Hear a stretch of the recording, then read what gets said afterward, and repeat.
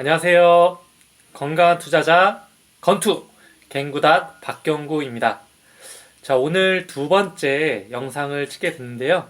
자, 오늘의 주제는 바로 양도소득세입니다. 자, 제가 부동산 투자를 하면서 단순히 수익을 많이 내야 되겠다는 생각을 많이 했었는데 실제 투자를 해보니 가장 중요한 것은 바로 세금이었습니다. 이 세금 중에서도 가장 많이 나오는 것이 양도소득세. 부동산을 하면서 세금이 많이 있죠. 바로 세 가지로 나눠볼 수가 있는데, 부동산을 취득하고 나서 바로 취득록세가 나오게 됩니다.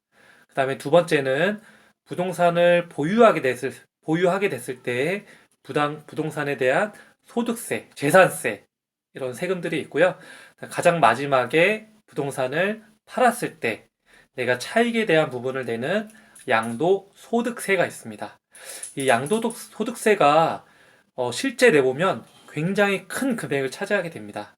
그래서 부동산 투자를 하시는 분들은 꼭 기억을 하셔야 될 세금 중에 하나입니다. 자, 부동산 양도소득세는 두 가지가 있습니다. 주택과 주택이 아닌 것. 이때 오늘은 저는 주택에 대해서 말씀을 드리겠습니다.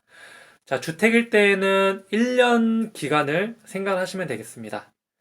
자, 내가 부동산을 구매를 했어요. 구매를 하고 나서 1년 전에 파느냐, 1년 뒤에 파느냐, 이때 양도소득세의 차이가 큽니다.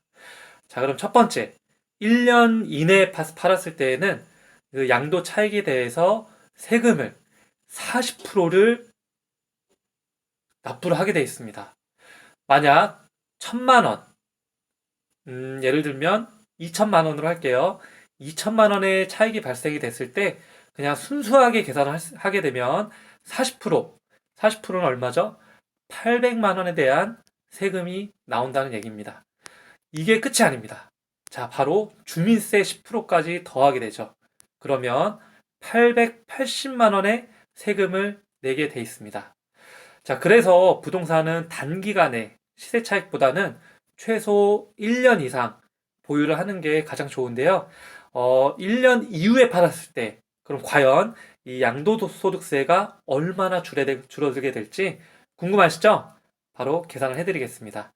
자, 아까 예를 든 것처럼 2천만 원의 차익이 발생이 됐을 때 1년 전에는 40%, 주민세까지 44%에 대한 세금을 내게 됐었지만 1년 지난 시점에 2천만 원의 차익이 발생됐을 때는 무려 세금이 15%로 줄어들게 됩니다. 그러면 2천만 원의 15%는 얼마죠?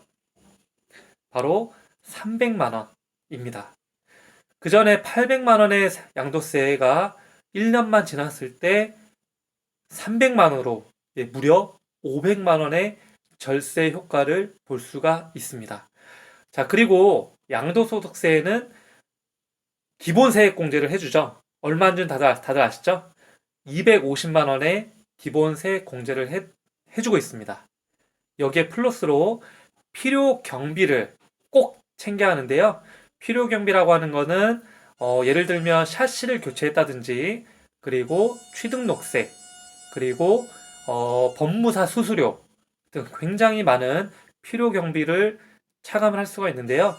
여기에 따라서 세금은 더 줄어들 수 있기 때문에 그 양도소득세에 대한 개념을 꼭 잡으시고 부동산 투자를 하셨으면 좋겠습니다. 자, 이상 두 번째 영상은 여기서 마치고요. 다음에 또 다른 영상으로 찾아뵙겠습니다. 자, 이상 건강한 투자자 건투 갱구닷 마치겠습니다. 감사합니다.